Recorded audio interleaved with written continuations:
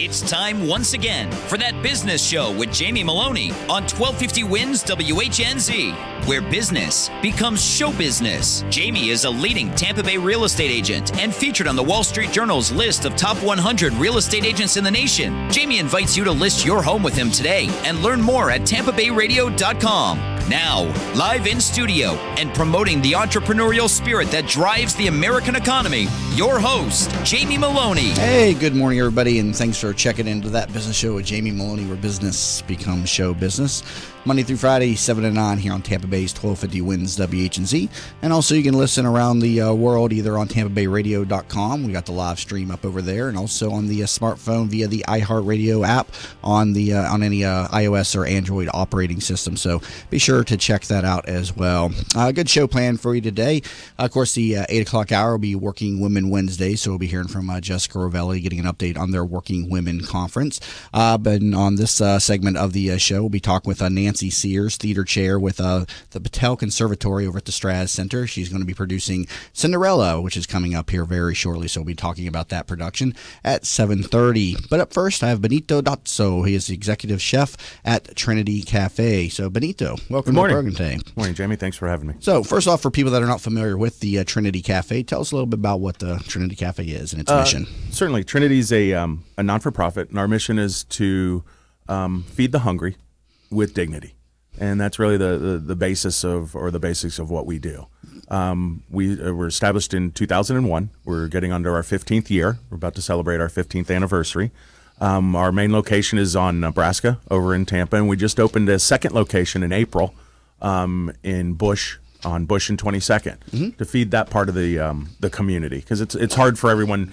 You know, there's some inherent issues of that community trying, or that portion of our community trying to get to our center on Nebraska. So we opened up a second center to feed that portion of the hungry. Okay, the second center is open now? Or yes, is it about is open. It opened in late April. Okay. And we're at the corner of 22nd and Bush Boulevard. Okay. So how we're serving about 130 people there a day now. Wow. So how did this come together back in 2001? Is this funded locally? Is there any city or county funds involved in this? We're funded through donations, okay. Obviously. There is some county grant money. Bank of America, some different funding sources that we have there. So we are a complete non-profit. Okay. So how can people that are listening that want to give back to the community, how do you take donations? How can they help out? Multiple ways. They can make donations through our website, trinitycafe.org. They can get all the information there. They can contact us directly. One thing that we definitely need are volunteer hours. It takes about 30,000 volunteer hours a year to man both of our locations. What's that in terms of just daily needs at the cafe? I mean, the daily service, helping with service. We have we do 32 volunteers per day per site. Okay. So you have quite a bit of volunteer hours that take place, and that really allows us to do what we need to do. And you do one service a day, right? We do one service a day. We do lunch on Monday through Fridays, and then breakfast on the weekends. Okay. And what are the hours that it opens up? We start giving out tickets, or meal tickets, at 9:30. Our service starts at 11:30, and we run through lunch. We serve at Trinity. We're up to about 300 people a day. So between the two sites, we're close to 450, 500 meals a day. Now, talk to me about the experience that people have at Trinity Cafe. I mean, there's a number of different, homeless, feed the homeless type of shelters or cafes out there. But your cafe is about, restoring dignity to the person. Certainly. Tell us about this. A lot of the folks that are in there that, we refer to them sometimes as the invisible people, or the ones that, when they're walking down the street, you go to the other side of the street, or you don't look up. And for that hour, for that time, we invite them in. We have a maitre d'. They're seated. We have tablecloths, silverware. We serve them a nice, well-balanced 3-course meal. So for that hour, they're there to relax. They're there to establish a little more self-worth, because we have guests that come in that, it might be their first time eating in an establishment like this, or in a place. So it does allow them to feel more like, a person. Right. They're getting the actual restaurant experience. Certainly, Somebody's waiting on them. They've got, a dinner service or a plate and with silverware. And, it's nice to, be able to say, can you get me a drink and stuff? Certainly, so, yeah. And we've really done a lot to increase the quality of the food that we're serving. to make it a true restaurant experience. There, you know, I'm serving through the donations. We get a lot of donations through Feeding America, through the food bank, and we'll get in, you know, free ranged organic chickens, or, you know, so we're using really high end, great quality products, you know, to provide those Now, meals. you mentioned Feeding America. What is this? Is this a national organization? Feeding America is a national food bank. It's and there's an office here in Tampa. All right, and so they supply the actual food, some of the food to the facility. Then, yeah, we can go there. We're now going three days a week, and we go there and we shop. They have a large center there that we can go in and pick out anything we want in that time frame. What happens when a place like that isn't available to help out? We do purchase, or we do get other donations. Trader Joe's is one of our big sponsors and donations. We get almost 1,000 pounds, you know, 500 to 1,000 pounds that's of some food good food every there. week. Yeah, that's good so food. yeah, Very I mean, popular if you've ever had their chicken sausage, we just had that on the menu the other day. It's one of the best products they sell. We use those quite a bit. So but we also do purchase. So at the that's where the donations and the things come into. So at the Trinity Cafe, the quality of the food is not just it's very good. It's not just, you know, mass produced like prison food, for lack of a better term. What you'll find in a lot of shelters or a lot of places that are feeding the homeless, they'll take leftovers or different things from different restaurants, or so they're kind of putting out what they have, where we're actually cooking from scratch.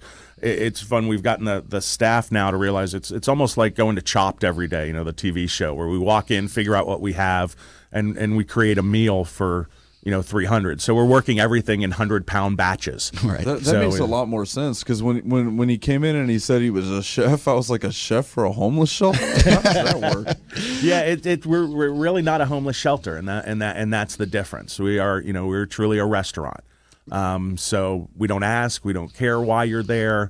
You know, we're there to feed you, and for that hour. And you can really see it when the folks come in. It's a different atmosphere. We have music playing, and it's, you know, so you probably got some well-to-do people who probably just come in there for the free meal, but you can't regulate that. I mean, anybody can come in. Yeah, I don't think we have a lot of that. What we do get is, you know, the working poor, the folks that, you know, it's getting close to the end of the week, and the check's not, you know, the money's not there anymore. Right. So, you know, we're helping them get through the week. You know, they could have bought that Mercedes before they, you know, ended up. Yeah, they pulled in. Well, you know, that's Mercedes. That is the one thing that I've noticed since I've been there. I have a whole different concept now of the face of hunger. It's not what you expect. It's not the transient walking down the street. Right, now, that is part of it. Yeah, you're telling me that you're seeing not really the homeless people that are coming, but just people that are, you know, have jobs, that have, you know, homes, but they're just hungry. That's exactly right. Hunger is a bigger issue than homeless. And that's what we're trying to do, is provide that. We get families that come in. You see more families on weekend. This time of year, we also see a lot more students or kids coming in because school's out. Right. So they're not provided that summer meal or that school meal anymore, so they're having to find a source for it. How much do you mix up the menu, like the variety? Do you do like the same stuff on a Monday, Tuesday, Wednesday type of thing? No, we change it quite a bit, because we do have a lot of guests that come in every day. So to be able to keep it fresh and change it, I mean, we stick to some profiles. You know, we try to run a pasta every week, or we try to do an Asian meal. So we found what works for the crowd. What about daily choices? Is there just one item being served? What if they're a vegetarian or vegan? There is one item each day.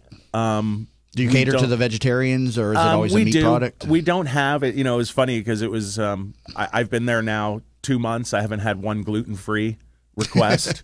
Yeah, which I was say, when something hunger's that I had issue, all yeah. the time. No, yeah, you know, it's really different, especially coming from the Strauss Center, where the food requirements were very specific.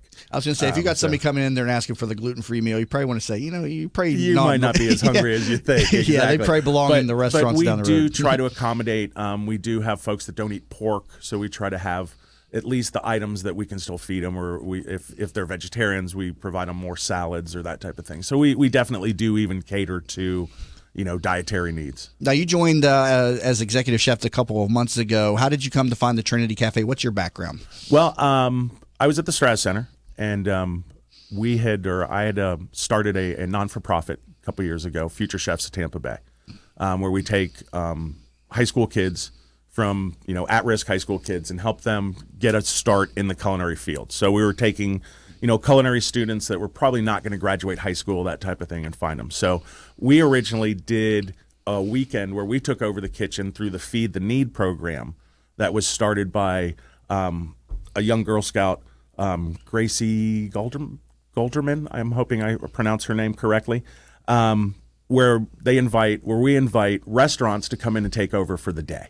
So we went in there twice with the organization, and that's how I became involved. This was about a year ago. Okay. So as it transitioned, I had actually taken another position to leave the Straz Center, and then found out that this position was open, and within 3 days I was hired and started over at the... So what became or is Future Chefs of Tampa Bay? Are you still running that? Yeah, we're still running well? that. We had kind of taken a little hiatus because myself and the other co-founder kind of changed positions, and we're changing it around. So we're trying to refocus it now to go to an older age, move out of the high school realm to that 18 to 24-year-old that's been out of high school, really has no real plans. So we're going to help them. The same thing, get them a... because the restaurant field is a great field for that type of employee. Now, has your background always been in culinary? Did you go to culinary school, or are you self-taught? I started. I'm a third-generation chef. It was kind of, I really didn't have a choice.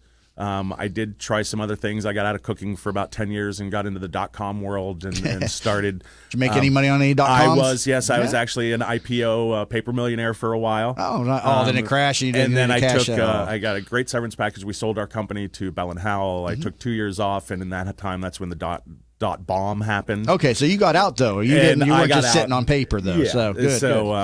So it was a nice break to get out. I think it really rejuvenated me to get back into cooking once that happened. So what's your specialty dish, or what do you like to cook in the most? I like to not as much dishes, but cultures. I try to learn the cultures. There are certain cultures that have great food.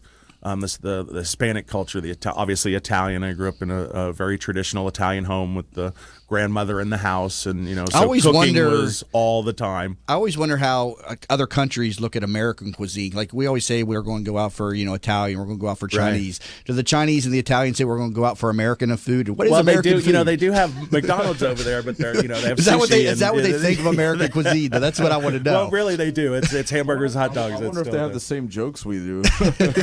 Because we all have our perception of what Italian food is. We have our perception of what Chinese food is, but what do the Italians have? I can see it right now. Like it's country food. I mean, to a lot of those cultures, we're still cowboys and Indians. Can you imagine like they're sitting in a living room like, hey, what do you want to get to eat tonight? Let's go get some Americans.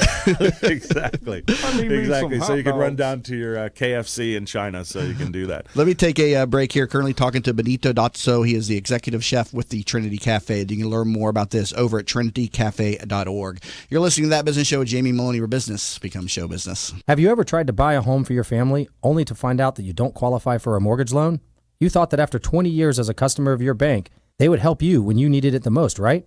Unfortunately, the banks of today are not the banks of our parents and grandparents, and our relationships with them just don't matter anymore. My name is Frank Cotto, and I'm the president of the Lincoln Lending Group. We all may need a bank, but we also need a Frank, and that's what I'm here to do for you today. Lincoln Lending Group will waive all of your lending fees, which include your mortgage, application fee, your underwriting fee, processing fees, and any bank points. Just call 813-MORTGAGE. You drop the E, and we'll drop the fee. Tampa Bay weather is a roof killer. That's why when getting your roof done, you want it done right. Hi, I'm Jamie Maloney of That Business Show. When considering a new roof or repair, talk to Westfall Roofing. They've been installing high-quality roofs in Tampa Bay for over 25 years. Get a free, no-obligation estimate by calling 855-99-ROOFING. That's 855-99-ROOFING. Find out what already 15,000 satisfied customers already know. Call now, 855-99-ROOFING. In an age when the good and the better vie for attention, it is the best that stands out. The best of Tampa Bay from Proudly Florida is the love story for the city of Tampa, celebrating success, sharing achievements, a tribute to enterprise and community spirit. Let Proudly Florida showcase your business to your city, your nation, and the world. For more information, email info@proudlyflorida.com and be sure to visit proudlyflorida.com. Savvy business owners utilize technology to connect with customers, communicate among teams, and collaborate with partners. Even with advances in technology, you all know it's not infallible. Where do you turn when your technology starts working against you? Who do you depend on to keep your team productive? Don't wait until your technology fails you. Get ahead of the crisis and contact the professionals at Alpha Computing Solutions so they can show you how to keep your technology running smoothly. Visit them online at www.alphacomputing.com. Are you in need of new flooring or ready to tackle that home remodeling project? Then contact Yeager & Company Incorporated, a family-owned, state-certified general contracting business with over 70 years of experience and the recipient of the Angie's List Super Service Award for the last 8 years in multiple categories. Yeager & Company comes to you with their shop-at-home flooring sales service, and their hardwood flooring refinishing is the very best in the Bay. Kitchen and bath design featuring American-made, well-born cabinets, and all work is done by employees, not subcontractors. Learn more at YeagerFlooring.com. If you've been following That Business Show on Facebook and Twitter, you may have noticed the quality of some of our images. That's because one of our sponsors is pro photographer Rick Taseda, a member of the Professional Photographers of America. You can view his extensive work by going to his website at ricktaseda.com or call him for an appointment to chat about your photography needs at 813-641-4757. That's 813-641-4757. Rick Taseda Visuals. Call him for your next event or project. What's up, business rock stars? Are you ready to bring out the CEO in you? Join Julianne Nichols, CEO of Focus on You Strategy, every other Friday on That Business Show. She'll be talking with other chief entrepreneurial officers about how they grew their businesses. Remember, you could join the conversation at Focus on You Strategies Focus Fridays Facebook group at facebook.com/groups/Focus Fridays. That's facebook.com/groups/Focus Fridays. Be the CEO of you. From the RP Funding Traffic Network. Good morning, Crash and Largo on Almerton near US 19. Also some delays on Gulf to Bay near US 19 due to a crash. In Tampa, some construction delays on Kennedy Boulevard eastbound direction after you get off 275. It is slow approaching West Shore Plaza due to the right lane blocked here. And a minor crash off to the right-hand side, southbound 50th Street, north of I-4. See traffic problems? Call the injury firm of Abrahamson Udrich, Hillsborough Traffic Tip Line, 866-545-9595. This report is brought to you by the Crohn's and Colitis Foundation. Someone you know is suffering from Crohn's disease or ulcerative colitis. They're dealing with excruciating pain and days when they won't be able to get out of bed. Help someone you know and support the Crohn's and Colitis Foundation of America at ccfa.org. Today, increasing cloudiness and hot with a 40% chance of showers and thunderstorms, high 94. Tonight, partly cloudy, low 78. Tomorrow, 40% rain chance, high 93. You're listening to That Business Show with Jamie Maloney on 1250 Wins WHNZ.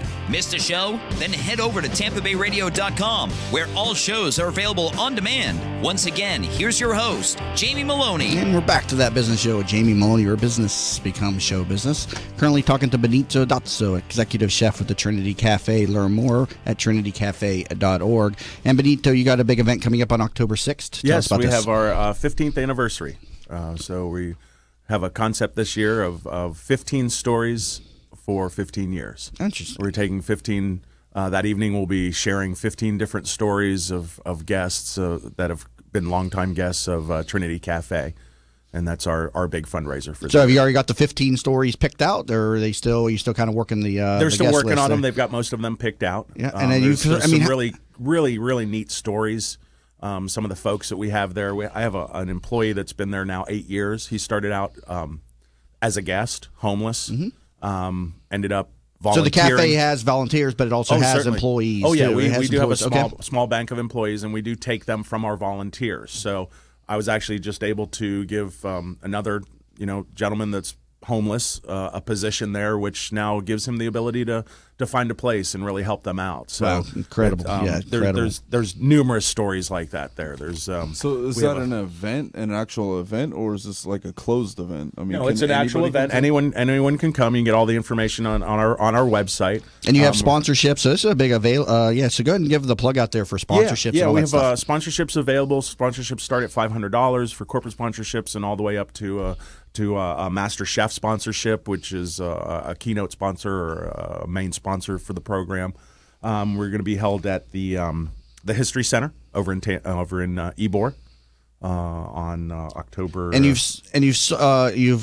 put out over 1 million meals, correct? Yeah, we're close to 1.2 million meals now. And you have a millionth meal story. You actually count the meals each day. Yeah, so we count every meal, and when we were getting closer, we wanted to make sure that we tracked the millionth meal. That in and of itself is an accomplishment. You know the number of meals that you've served to date. Yeah, you have a story behind the millionth meal. John was our millionth meal. He was a veteran who went through some serious health issues. Former police officer, was in a motorcycle accident, was being cared for by his wife.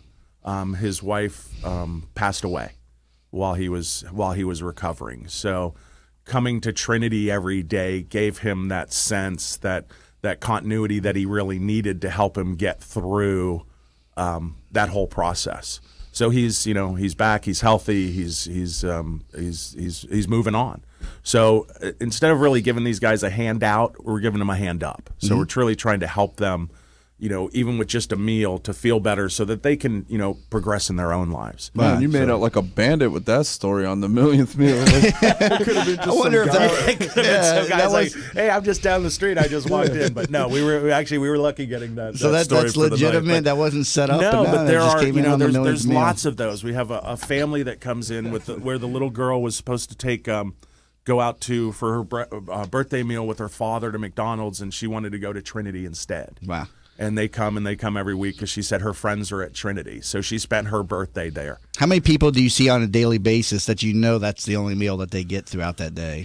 I would say probably a good 50% of our crowd. So they are relying on Trinity for their. Yeah, we have a lot of folks that rely on the meal. We also put out some items for them if we have things that are extra fruit and things like that, so they can take it with them. And we put out different items. So there's quite a few people that are truly depending on that meal every day. Is there any room for expansion? Like instead of just doing lunch, you guys can move on to doing lunch and dinner, or is it a there's a lot of other things that we have planned. We're looking at different sites. We may expand into different counties.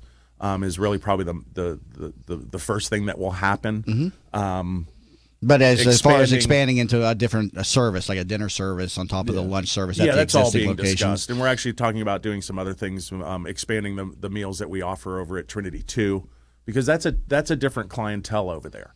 That's a different. How's it differ? What do you mean? How do you differ? You don't get as many homeless transients out there. It's more of a working hungry or a struggling families. Yeah, that's what you you're get saying a lot in that of segment. More older hungry retirees, that type of thing, than Trinity, because that's really the neighborhood. I mean, where are we at? Those are the neighbors. Those are the folks that are there. So it is a little different clientele in the two. And Trinity is open 365, 365 days a year. Hunger doesn't take a day off. Yeah. So we don't either. We're there every day, holidays, weekends. We're there every day for them. I imagine it's helping a lot of different, like a variety of people. I mean, our elderly who can't cook for themselves probably. That's exactly right. Yeah. We have a lot of handicap that come in. They're not able to take care of themselves and that type of thing. So we definitely are providing a service that other sites just aren't providing, because we offer so much more than just the meal, the dignity, the pride, and the letting them be more. You're giving them the person. restaurant experience and restoring the dignity. Right. I understand completely. So, Benito Dazzo, thank you so much for being in the studio today. And thank you so much for what you're doing for our community as well. Thanks for having me. And again, that was Benito Dazzo, Executive Chef with the Trinity Cafe. Learn more about this over at trinitycafe.org. Coming back for another break, we're going to be talking to Nancy Sears. She's directing the upcoming Cinderella production over at the Patel Conservatory. And also, you've been listening to That Business Show with Jamie Maloney, where business becomes show business.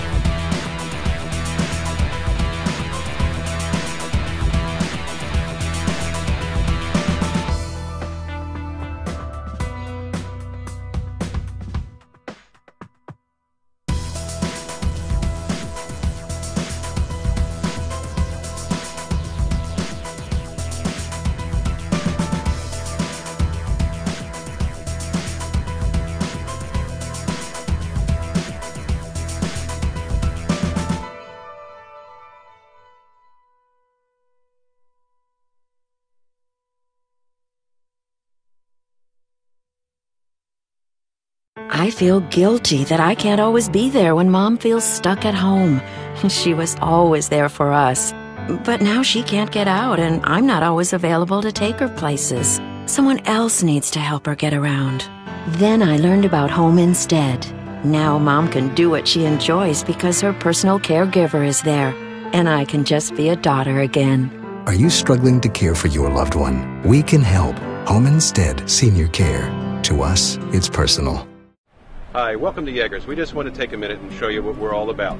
At Yeager's, our primary business is hardwood flooring, although we are remodelers for kitchen, bath, and general construction. We operate a fleet of shop-at-home vans that have all the flooring-type products, hardwood flooring, laminate flooring, tiles, stone, what have you. So we're able to come out first with products in our vehicles and take a look at the setting, how the colors will work, and then to be able to come up with some options and ideas for you. If that's not good enough, we have a large distribution center that we inventory product and have a nice display area.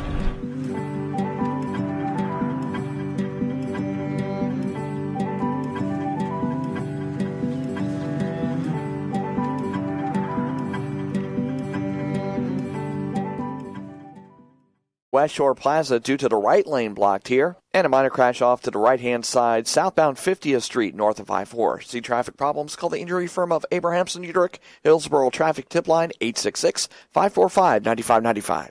This report is brought to you by Just Brakes. Are your brakes ready for summer? For a limited time at Just Brakes, save $100 on any four-wheel brake service. Visit JustBrakes.com to save $100 off brake service today, only at Just Brakes. The brake store that gives you more. Just Brakes. 1250 winds weather center forecast. Another hot day coming up with the high reaching the mid-90s, 40% chance, scattered showers and storms. Under partly sunny skies, mid to upper 70s tonight. Rain chance a little higher to close out the week, 50% Thursday, Friday. Should see just a bit cooler temps, though, closer to the low 90s. Impact Radio 1250 winds, WHNZ. You're listening to That Business Show with Jamie Maloney on 1250 Wins WHNZ. Missed a show? Then head over to TampaBayRadio.com, where all shows are available on demand. Once again, here's your host, Jamie Maloney. And we're back to That Business Show with Jamie Maloney, where business becomes show business. Want to remind everybody about Christmas in July. That's going on tomorrow at 5 to 8:30 at the T. Pepin Hospitality Center. That's located at 4121 North 50th Street. And you can pick up tickets over at tbbo.org/CIJ. And again, this is the 6th annual Christmas in July with a taste of tequila from Mr. Margarita, where we bring the party to you. Also presented by our sponsor, the Tampa Bay Business Journal. So again, pick up tickets. They're $29, $19 for TBBO members. And it'll be a very fun business social with probably over 500 people in attendance. And it is the business social of the summer. So definitely want to get involved in that. You'll see a lot of professionals out there, including myself. So I'd like to see you out there. Again, tbbo.org/CIJ. Time to bring in my next guest for the program. I have Nancy Sears. She is the theater chair with the Patel Conservatory at the Straz Center, and she's also directing the upcoming play, The Cinderella. So, Nancy, welcome to the program today. Thank you. Thank you so much for having me. Appreciate it. So, first off, let's talk about Cinderella. What's coming up here? When's it planned? What's it going to be? Sure. We're doing Cinderella. We're right in the throes of our summer theater camp, so I'm producing a production of Cinderella. It's called Disney Kid Cinderella, and there's a difference between Disney Kid Cinderella and Rodgers and Hammerstein Cinderella. And this Disney Kid Cinderella is for ages 3rd to the 8th grade. So I've got about 43 kids. I've got about 20 mice, 20 villagers, and then a family of royalty and some stepsisters and stepmothers. And we're having a really great time, Remind me, summer should be. And I'm probably playing dumb here, but remind me the story of Cinderella. It's about a woman, and there's some evil witch or something. And wow. Something. Okay, you don't have a little girl in your family, No, do you? I can't remember the story of Cinderella. It's about a band that goes to L.A. and they, what? Yeah, there's some hard rock music in this. Yeah, right. Gypsy Road. Yeah, there you go. Yeah, Gypsy Road. Okay, I know what we're talking about now. It's about the evil stepmother and the stepdaughter. Her father passes away, which is actually in the movie. They kind of explain that, but then Am I revealing a little too much? No, you're not. You're not. Most people that come to us are going to know that story, and we're going to have to tell it that way. So you got it. Well, so she ends up with a fairy godmother, and she grants her one wish to where she gets a beautiful gown to go to this ball that she otherwise wouldn't have been able to go. All right. Goes to the ball, loses a glass slipper. The prince finds it, falls in love with her, hunts her down, and Because I of this really glass am revealing slipper. too much about myself. No, you got this. You got that. You got it. Yeah, I remember there's some slippers in there somewhere, but it's not where she doesn't tap them together though. That's Wizard of Oz, right? No, yeah. Oh, wow. You got all these stories mixed up there.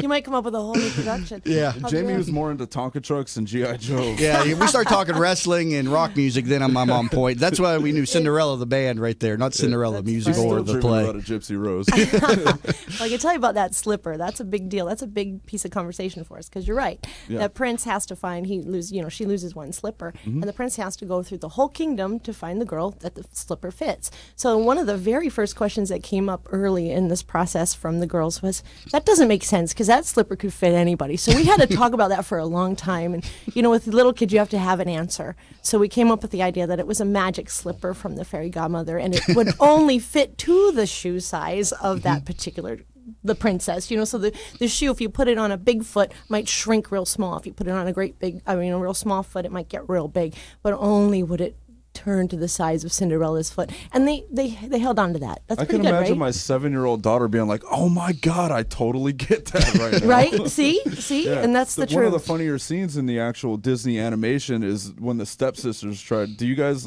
have scenes like that where you kind of play to that? Because I mean, personally, that was one of my favorite scenes in the movie. Is where because one of them had this giant boat foot and tried to put on this little slipper, and it pops off. And now you're giving it away. We actually do have a scene where the littlest one sticks out her foot, and it's going to be a ginormous foot, not really her size. So we don't want to give that away too much. But yeah, we do have a little tricks and a little surprises in there like that. So what's the cast like? Is it? I mean, tell me a little bit about the cast and the performers. Oh, I've had such a good time with this cast. I've got the littlest ones in the group because we have 2nd graders through 8th graders. So the littlest ones are the mice.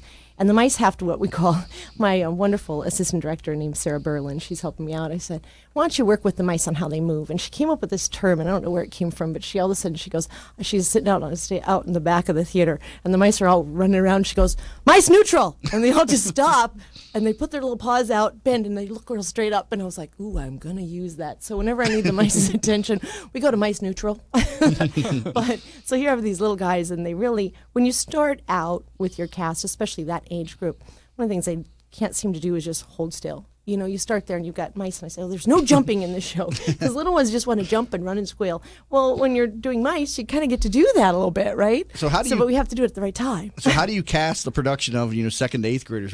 How did they come together? I should say. These kids really get a professional experience. So it starts out with auditioning, and the entire team auditions on the same in the same program on the same night. So you've got not just 2nd graders, but you've got 2nd grade all the way through the college age that are auditioning for our summer theater programs, and we've got to pull those kids and decide what program they should be in. So I actually even have 2 of my little ones that are now in Cinderella were cast in Les Mis because there were children in Les Mis, and so they did Les Mis and now they're jumping into Cinderella. But that audition was a professional audition, just like they would get in any professional company. They had to come in with a monologue and 16 measures of music, sing for us, and then we had a dance audition. But at the second, serious. at the youngest ages, they're 2nd and 3rd grade. Are they mostly first timers that the parents are bringing them into? Some of them are first timers, yeah, and we do have classes on teaching them how to audition professionally. Do you feel like some of them are just out there because the parents want them to do this, and they're kind of hesitant and they don't really want to act, or are they out there because they really want to act? In this particular program, I think that a lot of them really do want it. They're hungry for it. It's a different sort of clientele of student body. However, there are times where parents just really feel like this would be a great experience for my child. Let's see what we can do. And a lot of those students do end up first, before they're in a production, they end up in a class. Some of them are just gifted and show right up in, right there. And that's the neat thing about the arts. You're going to get kids that can naturally do things that are going to be outstanding right from the beginning. And then you're going to get those who have the ability, but they haven't been taught or trained, and you can train them and be just as professional as someone that's natural at what they're doing. So, there is a mix there. But at this particular conservatory, we are really seeing a high level of talent and really passionate kids that want to be there, with families that are able to support and bring them in. And we also have $250,000 a year in scholarships for students that want to try this, that may not otherwise have the opportunity to do the arts. That's what I was going to ask. You guys provide the classes? We the provide acting classes? Well, no, there is a fee, but in that fee process, like I was saying, is there are opportunities for students with scholarships, and there are opportunities for parents that can afford to bring them to our conservatory. All right, so what are the dates and times of the upcoming production? Cinderella is going to be July 28th through the 31st in our Tico Theater, which is our little black box theater in the conservatory, and Thursday and Friday at 7 p.m., and then on Saturday and Sunday we have 2 productions, one at 1 o'clock and one at 4 o'clock. So what is your background? I mean, you've done a lot in theater throughout your life. Just tell us a little bit about your background and some of the other productions that you've been in. And have you always, now you're in a production directing role here. Are you also an actress in films or in productions as well? Well, before I started teaching, I did a lot of that, and I tried to keep current, and once in a while get in a show because I feel like you're always learning. And whatever you can do to keep learning as an artist and an educator, you can bring that back to your students. So I always try to be involved once in a while, but it's a busy world when you're a theater educator, and so I don't always get the opportunities I'd like to get out there and do in the acting and performing. So in my latest part of my background, I've been doing a lot more directing than performing, but I do have that background. Before I started at the conservatory, which I've only been there since summer, I got thrown into this real fast-paced program of our summer camps, which is where it really picks up. So I'm just trying to take a breath every chance I get. But I started as a theater educator in Pinellas County 20 years ago. And part of that, I lived out in California, and I really was out in California to be a screenplay writer. That was my background or my idea of what I was going to do. And I ended up coming to Florida after the Rodney King riots, and I was pregnant, and I wanted to have a different lifestyle. And I thought Paramount Studios was here, and that's what I was going to start working with. And I also started with, was going to do Home Shopping Network. I was hired to do that, but I found out I was pregnant. And it wasn't good to have morning sickness and start as a Home Shopping Network host at 4 in the morning. So I ended up at Ruth Eckerd Hall during their summer camps. And while I was there the first summer, there was a teacher that passed away at Seminole High School. And I had to step in immediately to this position of teaching. And I thought, well, I'll do it for a little while. I was just going to the interview actually just to finish his play that he had started. And I ended up in a full-time teaching position with 1 foot in the door and 1 foot out. I never thought I'd stay there, and I was there 20 years. How difficult is it to teach acting to people? And can people be taught acting, or is it just kind of a natural, innate ability? I believe anyone and everyone can learn acting. There are some natural innate abilities that students will come into me and they'll be really good at it. But if they don't study their craft, those who are not, maybe that don't come in with that natural ability will pass them up so fast because it is a craft and it is something that you study. And it's very academic. A lot of times people don't realize that it's so, that there's a big piece to that, the academic side of acting. When you start working with an actor, what's like the first type of things that you begin with in an acting class? Where do you begin? Well, interesting you ask that question because right now doing Disney's Kids Cinderella, it's the perfect place to begin for a child because we grow up with those Disney characters. And so when you ask the stepmother to play the stepmother, she has a great reference. Cinderella has a great reference. All these kids know these. And, Disney has really given us these wonderful characters. So what I'm going to say to that is the first thing that they're going to do is mimic. So you first teach an actor to mimic, to try things. If I do this, you do that. So they have to learn to mimic, and then they begin to learn to tell the stories and to bring their own ideas to the plate. But first thing you have to be able to do is absolutely mimic what you see, and that's the place to start. And of course, then there's all the extra diction, volume, confidence, all those wonderful life skills that the arts teach us through the story. Now, do you have improv classes available over at the Patel Conservatory? Yes, we do. And being the new person, I'm trying to figure out all these things that are on the horizon. And that's one of the things I'd really like to build at Because I've talked to a number of professionals, comedians, and several of them have recommended improv classes for business professionals too. Not because they want to be actors, but they definitely know how to act in certain situations or behave or enunciate or use key words, and all that stuff can come out of improvisational situations. And so I myself am highly interested in an improv class, and also a comedy improv class too. Well, I don't know. Come on over. We'd love to have you. I don't know if you incorporate a comedy in it as well, but I'm definitely highly interested. He really hasn't seen a Disney movie. That's pretty funny. So tell us about the improv classes that you have. Sure. I'm really learning that piece because it's growing as we speak. I have an interview with the teacher. I have not yet met because, again, we're thrown into summer, but I'm actually going to meet our improv adult teacher on next Tuesday, I believe. We're going to have a conversation. I'm going to go watch the class, and I'm going to see what we can do to help build that program because it is very new and fresh. And I have a lot of ideas about it because I am a huge advocate of improv for all the reasons that you said, not just in professional speaking, but also learning to teach the skills of acting. The basic skills are all built into the improv games and into comedy. And on top of that, as you said, your professionals can learn so much about just basic public speaking and how to present themselves. But we do also have a wonderful workshop and a wonderful teacher. Matt has been on your program, and Matt teaches public speaking and has done a fabulous job, and we've gotten great feedback. And he's had some CEOs send their clients over to him just to start learning a little bit more about how to present themselves, and they've been very successful in that. So yes, there are a lot of programs. So get on the website, take a look at the dates. Our fall classes begin August 29th. And built into that on the website, you'll find what our adult classes look like as well. But I do hope to have an improv comedy team from the adults that we can put on productions in the evenings. That's something I'd really love to do. I had that at Seminole High School. With high school kids, you'd be amazed at what those kids will come up with on their feet. And it's just fun, high energy, exciting, good comedy. Another good resource here in Tampa Bay. Learn more over at patelconservatory.org about the programs that she's referring to in the classes. Currently talking to Nancy Sears. She's the theater chair at the Patel Conservatory at the Straz Center. You're listening to That Business Show with Jamie Maloney, where business becomes show business. Savvy business.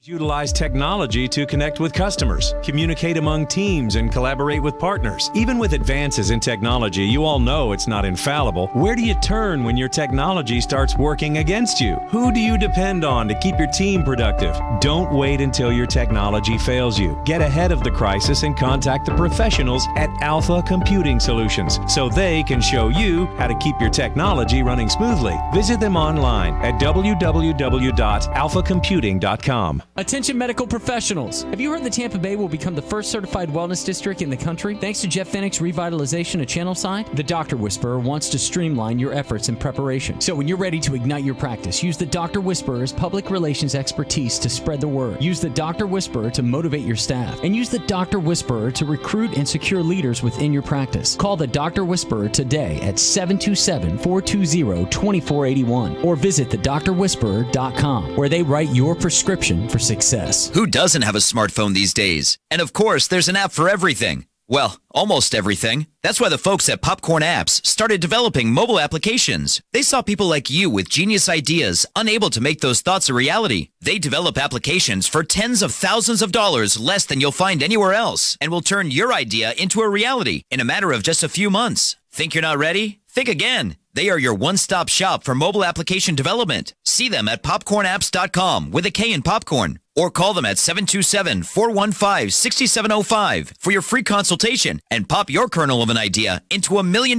business and a world changer starting today. What's up, business rock stars? Are you ready to bring out the CEO in you? Join Julianne Nichols, CEO of Focus on You Strategy, every other Friday on That Business Show. She'll be talking with other chief entrepreneurial officers about how they grew their businesses. Remember, you could join the conversation at Focus on You Strategies Focus Fridays Facebook group at facebook.com/groups/Focus Fridays. That's facebook.com/groups/Focus Fridays. Be the CEO of you. Tampa Bay weather is a roof killer.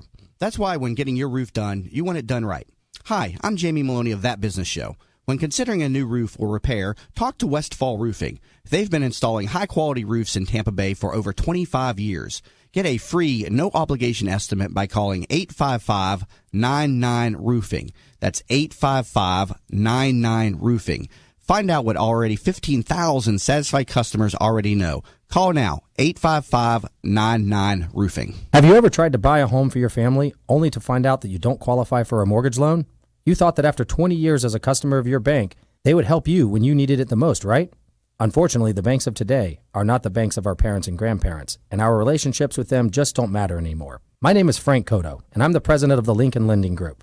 We all may need a bank, but we also need a Frank, and that's what I'm here to do for you today. Lincoln Lending Group will waive all of your lending fees, which include your mortgage, application fee, your underwriting fee, processing fees, and any bank points. Just call 813-MORTGAGE. You drop the E, and we'll drop the fee. Did you know the biggest challenge business leaders face today is creating an engaged and productive workforce culture? Bill Meyer Ham Consulting wants to help you solve this challenge. They will help you transform your workforce culture to produce amazing business results. Call Bill Meyer Ham Consulting at 941-201-4650 today or visit BillMeyerHam.com. That's BillMeyerHam.com. Have a conversation. From the Bright House Networks Traffic Center. Minor crash in downtown Tampa at Kennedy and Nebraska. Also one on southbound Dale Mabry approaching Interbay. Traffic on the interstates, while typical delays on westbound I-4 between 301 and MLK, and also approaching 275. Northbound 275 on the Howard Franklin Bridge, it is slow from before the hump. Once you get through West Shore, though, all clear into downtown Tampa. See traffic problems? Call the injury firm of Abrahamson Uterick. Hillsborough Traffic Tip Line 866-545-9595. This report is brought to you by the Foundation for a Better Life. While many rose up with violence, he sat down for peace. Mahatma Gandhi reached out with the strength he cultivated within his soul. So, pass it on from the Foundation for a Better Life at values.com. Today, increasing cloudiness and hot with a 40% chance of showers and thunderstorms, high 94. Tonight, partly cloudy, low 78. Tomorrow, 40% rain chance, high 93. You're listening to That Business Show with Jamie Maloney on 1250 Wins WHNZ. Missed a show? Then head over to TampaBayRadio.com, where all shows are available on demand. Once again, here's your host, Jamie Maloney. And we're back to That Business Show with Jamie Maloney, where business becomes show business. Currently talking to Nancy Sears. She is the theater chair with the Patel Conservatory. You can learn more about them over at patelconservatory.org. And she's in charge of producing the upcoming Cinderella play coming up, which is for children. The actors and actresses are going to be children, ages what, second grade? Second grade through eighth grade. Second grade through eighth grade. So interesting spin on Cinderella with the youth being in the production instead of adults. So definitely will be something to see. So tell me, Nancy, who will enjoy this type of production most? Well, actually, this is a production I think anyone would enjoy, but mostly I think you're going to see families there. Children love to watch children perform. But I think everybody loves to watch kids. One of the things that we say about an actress, when you're teaching acting, you say to them, you never want to be on the stage with a child or an animal. And both is like death, right? I work in video production, and they say the same thing. And the first 3 gigs I got were all children and animals. There you now, go. have you done other productions where you've had such a young cast before? Oh, absolutely. And do they just sometimes just forget their lines and freeze on stage, or do they usually get through it pretty well? You know, I've had experiences where I've had kids freeze, but they're ready for that because, we train them to be professionals. If somebody freezes, the next kid knows that line. And, kids don't forget much. They're even sharper than we are when it comes to their memories. And especially, I'm getting worse, so they're getting much sharper than me. But every kid, there's always one kid that knows every single line forwards and backwards and can say it as fast as possible. Yep. So no, they manage, to cover for each other. But when we were talking about children and animals, what I was going to say is because the reason that you don't want to be on stage with them is because you can't take your eyes off them. Think about that. The audience is always watching the kid or watching the animal. What are they going to do next? Mm-hmm. Put 40 of them up there. You can't take your eyes off this production. It's a blast. and the kids are playing animals. They've got 20 of them playing mice. They're very adorable. And it's going to be a fun show. We just closed Les Mis, and one of my favorite things that came out of that production, now these are 8th grade through high school and going into first year of college. And one of the things that I really loved is one of the performers came back after we opened the first night. And she ran up to me and she says, oh my gosh, my mom was sitting behind this elder lady and you can't believe what she said. She said they went to every production of Les Mis they could ever go to, and this was their 23rd production, and this was up in their top 5 of all the productions they'd seen, even including Broadway. And one of the things this woman said was, if this is the future of our children, then we're in good hands. Oh, nice. And I thought, wasn't that a lovely thing to say? Because that is what you do see when you go to these performances. It makes you feel good. You've got kids that are going on stage right now. They're going to be 2nd through 8th grade, and they've got to go 1 hour nonstop. I'm going to be in the audience watching, and they've got to know where to move, how to move, what costumes to get into, and when to do it. And we've learned that in 14 days of rehearsal. Yeah. And so the play itself is about an hour in length? It's about an hour in length. Mm-hmm. So what's been the most challenging part of bringing this script to life? Well, you want to be true to what Disney has set down. We want to remember the movie when we watch this play. We want to think back to those wonderful characters and, sort of give us that lovely, warm, fuzzy feeling that Disney's always given us through their characters. Or in Jamie's case, see it for the first time ever. You'll still get warm and fuzzy. I'm as sure I Joshua. saw it. I just can't I couldn't remember the story. I knew it had come something to to do you. with a slipper and some evil woman. That's all I could remember. So. And there was just a big mass movie, a produced movie out on Cinderella, wasn't it, a couple years ago? Yes. Cinderella sort of made a remake in a whole bunch of different ways. But Cinderella is a famous story that just goes on and on through every generation. I mean, Romeo and Juliet was a Cinderella story. It's like you never owned West a Side coloring Story book. was a Cinderella story. What level of creative control do you have in doing something like a Cinderella? Can you change up the story much, or you got to kind of keep it the way Disney wrote it? That's a really good question. It's something we even discussed in the process of this. You really do have to stick to your royalties and your script, but every director gets to be able to tell the story in some way that you can bring your sort of interpretation to it. But let me give you this example. Here's a challenge. I hear this, and of course, each mouse becomes a horse. Okay, that's just all I'm given. So you have these 4 mice that have to become 4 horses.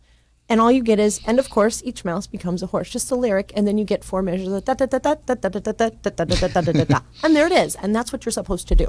So my creativity as a director is to figure out how that happens. So in the midst of figuring all that out on stage, and we're trying one thing and then another, and I'm not going to give away the secret, but we figured it out, and I was like, oh, there it is.